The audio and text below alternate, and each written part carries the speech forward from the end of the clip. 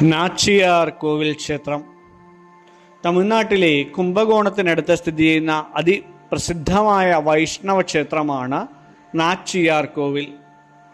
മഹാവിഷ്ണുവിനേക്കാൾ പ്രാധാന്യം ലക്ഷ്മി ദേവിക്ക്, അതായത് നാച്ചിയാർക്ക് നൽകുന്നു.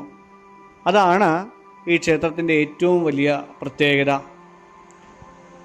തമിഴ്നാട്ടിലെ തഞ്ചാവൂർ ജില്ലയിൽ കുംഭകോണത്തിൽ നിന്നും ഏകദേശം 10 കിലോമീറ്റർ അകലെ തിരുനാരായൂർ എന്ന ഗ്രാമത്തിലാണ് ഈ ക്ഷേത്രം സ്ഥിതി ചെയ്യുന്നത്. കുംഭകോണം തിരുവാരൂർ പാതയിലാണിത്. 3-ാം നൂറ്റാണ്ടിൽ ജീവിച്ചിരുന്ന ചോള രാജാവായിരുന്ന കൊച്ചങ്ങാട് ചോളനാണ് ഈ ക്ഷേത്രം നിർമ്മിച്ചതെന്ന് കരുതപ്പെടുന്നത്. അദ്ദേഹം നിർമ്മിച്ച 70 ശിവക്ഷേത്രങ്ങൾക്കിടയിലെ ഏക വിഷ്ണു ക്ഷേത്രമാണിതെന്ന പ്രത്യേകതയുമുണ്ട്. പിൽക്കാലത്ത് വിജയനഗര രാജാക്കന്മാരും ഈ ക്ഷേത്രത്തിന് വലിയ സംഭാവനകൾ നൽകിയിട്ടുണ്ട്. മേധാവി മഹർഷിയുടെ തപസ്സിൽ പ്രസന്നയായ ലക്ഷ്മി ദേവി അദ്ദേഹത്തിൻ്റെ മകളായ വഞ്ചുള മരച്ചുവട്ടിൽ അവതരിച്ചതായി പറയുന്നു. ദേവിക്ക് മഹർഷി വഞ്ചുളവല്ലി എന്ന് പേരിടുകയുമുണ്ടായി. ഭഗവാൻ വിഷ്ണു ദേവിയെ വിവാഹം കഴിക്കുവാൻ എത്തിയപ്പോൾ മഹർഷി ഒരു നിബന്ധന വെച്ചിരുന്നു. വിവാഹശേഷം ദേവിക്കായിരിക്കണം പ്രഥമം പ്രസ്ഥാനമെന്ന്. ഭഗവാൻ അത് സമ്മതിച്ചതിനാൽ ഇവിടെ ഈ ക്ഷേത്രത്തിലും എല്ലാ കാര്യങ്ങളിലും ദേവിക്കാണ് മുൻഗണന. ഈ ക്ഷേത്രത്തിലെ മറ്റൊരു അത്ഭുതമാണ് കൽഗരുഡൻ. ഉത്സവ സമയത്ത് ഗരുഡനെ പുറത്തെടുക്കുമ്പോൾ വിഗ്രഹത്തിൻ്റെ ഭാരം ക്രമാതീതമായി വർദ്ധിക്കുമെന്നും തിരികെ കൊണ്ടുവരുമ്പോൾ കുറയുമെന്നും വിശ്വസിക്കപ്പെടുന്നു.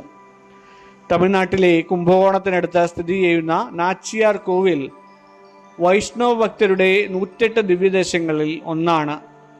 ഈ ക്ഷേത്രത്തിലെ ഏറ്റവും വലിയ അത്ഭുതമായി കണക്കാക്കപ്പെടുന്നത് ഇവിടെയുള്ള ആ കൽഗരുഡനാണ്. ക്ഷേത്രത്തിനുള്ളിൽ നിന്നും ഈ കൽഗരുഡനെ ഗരുഡ സേവയ്ക്കായി പുറത്തേക്ക് എഴുന്നള്ളിക്കുമ്പോൾ വെറും 4 പേർ മതിയാവും ചുമക്കുവാൻ. എന്നാൽ ഗർഭഗൃഹത്തിന് പുറത്തേക്ക് വരുമ്പോൾ വിഗ്രഹത്തിൻ്റെ ഭാരം ക്രമാനുഗതമായി വർദ്ധിക്കുന്നു.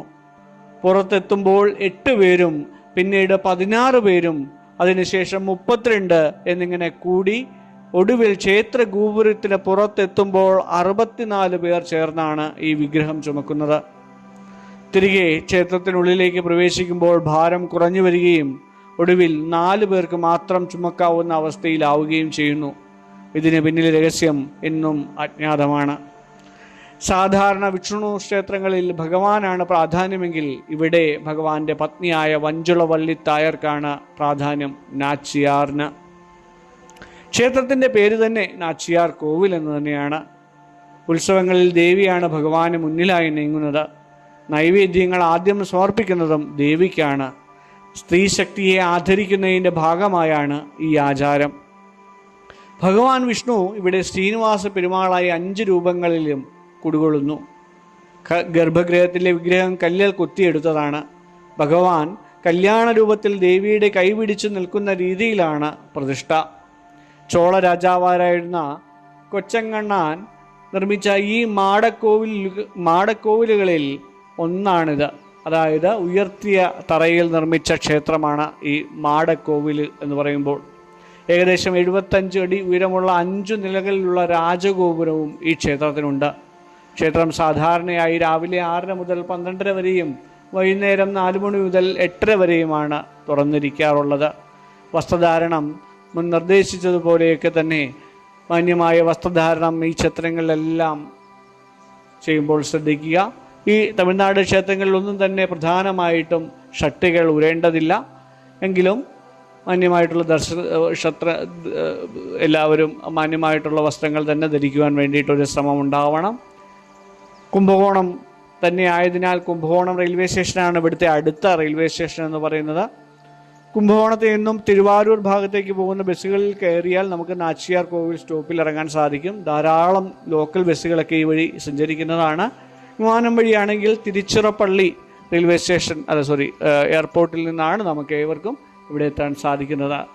സാധനാപദത്തിനൊപ്പം നമുക്ക് ഏവർക്കും കണ്ടു തൊഴാം, പോകാം നാച്ചിയാർ കോവിലിലേക്ക്. സ്വാഗതം.